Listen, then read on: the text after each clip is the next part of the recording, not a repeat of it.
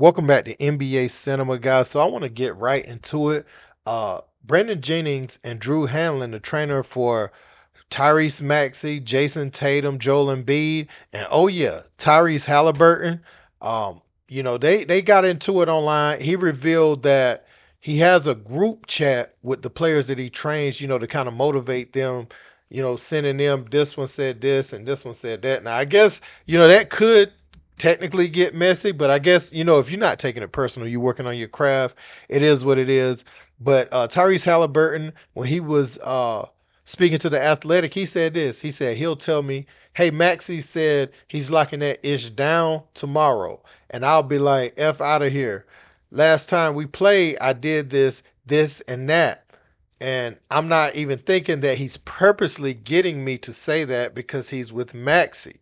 If Hanlon is with a client who is on a scoring run, he'll call another client who is in a rut to tell them on speakerphone that they need to catch up. If two of his guys are about to square off, he puts them on a text chain together and starts talking trash.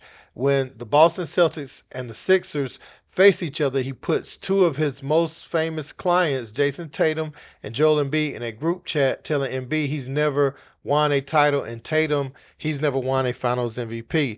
And so he's saying he's using that, and that kind of set Brandon Jennings off, with that tactic that he's using. He says, "I'm reading this article on how Drew Hanlen puts his guys in a text chain to tell them they won't do this or this guy's better and etc. Weird and stupid. I said this earlier in the year. Too much buddy buddy when it comes to that guy. I'm sorry, but Rob Mack would never have D Rose, KD, Westbrook, K Love, and etc. all in a text chain saying who can't win MVP. Get the F out of here." And so that was the initial uh that was the initial clap back from Brandon Jennings, and he continued. He said, "Why you so quiet now, you groupie a trainer, Drew Hanlen? Where is the group text chain now? You the biggest groupie trainer ever." And he was saying that prior to the NBA Finals. Now, also Drew Hanlen has uh Chet Holmgren. He has him in that chain as well because he's one of his newer clients. And he responds. He says, "I'm getting two of my clients, Halliburton and Holmgren, ready for the finals, so don't have time to waste on your dumb A takes.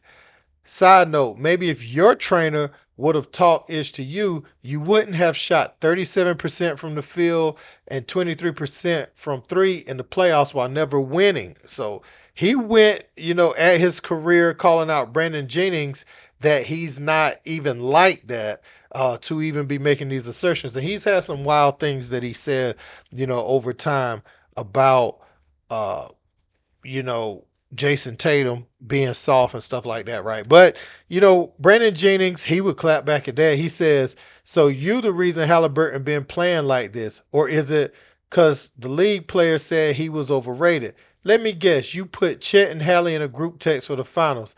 LOL, alright.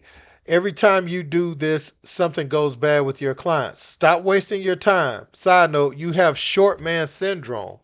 And so he was talking about it, in the comment section. Somebody said you got to kind of sit this one out, Brandon Jennings. He brought up your playoff stats, and you might have been done like Jalen Rose did, Skip. And he said, "My playoff stats, I don't care about that. They only look like that because of my last year with the Wizards Bucks. I was playing behind arguably the best PG at that time, John Wall. Cancel those playoffs, 16 points, 8 assists."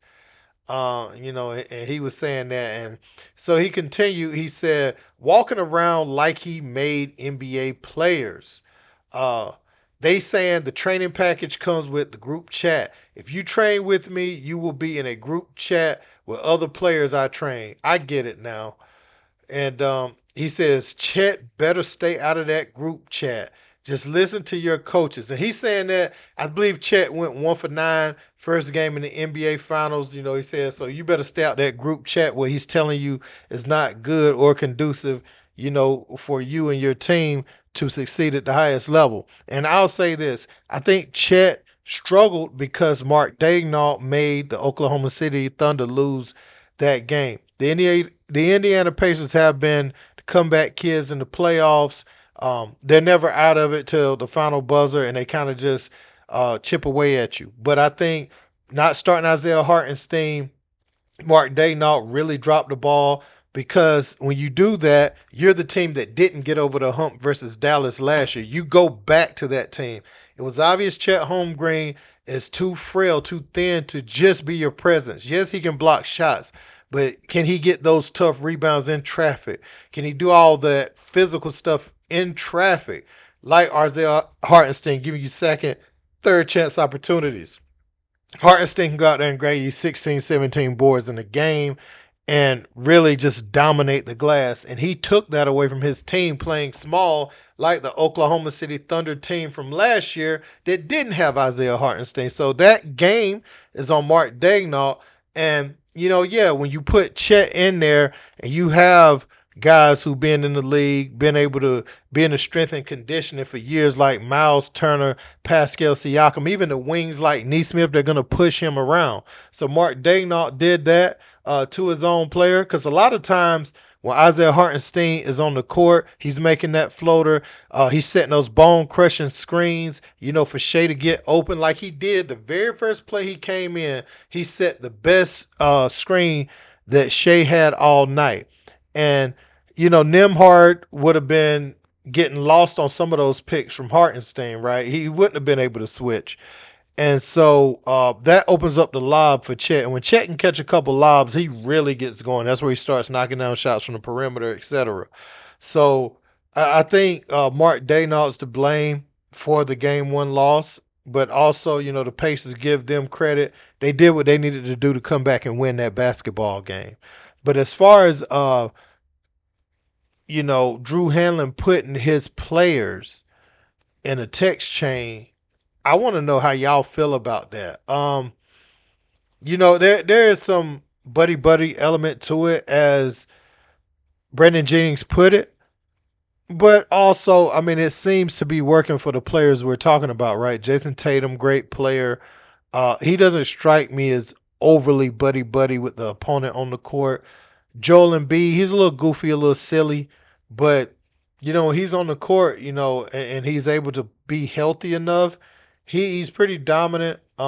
Especially in the regular season, I'd like to have seen him put together some better postseasons, but I don't know if I can attribute that to, uh, him just not locking in or him never being healthy in the postseason. I don't know which one it's more of, so I kind of reserve my thoughts on that. Tyrese Maxey's coming into his own. Um, all his guys have taken leaps, but Tyrese Haliburton, the confidence that he's showing. I remember seeing Drew Hanlen say that he wouldn't even take Tyrese Haliburton as a client unless he became more aggressive as an offensive player. And he has, you notice in certain moments, not only will he hit the last shot, he was hitting some runners, some shots in the lane last night pretty late where he kind of turned it up at the right time. Those were timely baskets he was making. Now that fourth quarter was obviously Nemhard's quarter more so than even Tyrese Haliburton. But, Haliburton came alive and contributed. The whole team, Neesmith, Miles Turner made some threes. Obi Toppin was knocking them down last night. He really kept them in the game.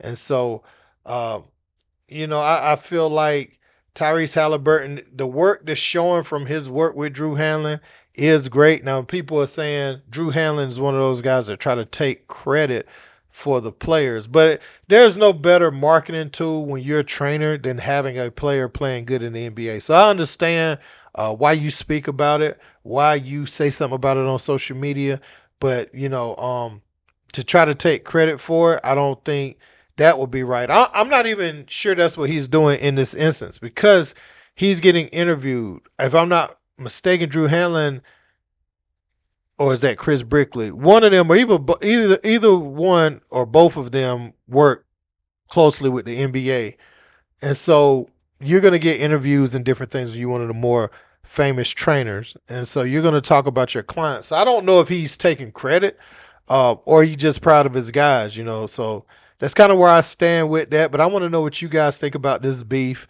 that's going on online between Brandon Jennings and Drew Hanlen. Let me know in the comments. Don't forget to like, share, and subscribe. Till next time. Peace.